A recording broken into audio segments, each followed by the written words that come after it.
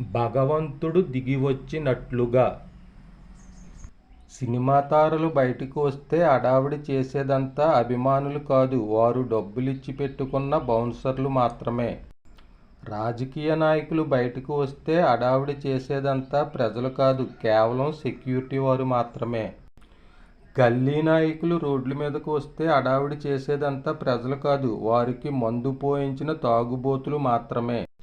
ఈ పే బ్యాచ్కి pay media full coverage.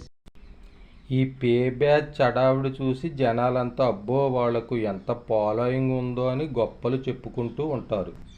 ఈ పే బ్యాచ్ హడావిడే అల్లు అర్జున్ కొంప ముంచింది.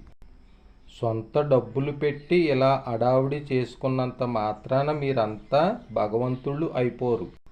ఇక ముందైనా మీరు ఎక్కడికి వెళ్ళినా సైలెంట్గా వచ్చి సైలెంట్గా పోండి.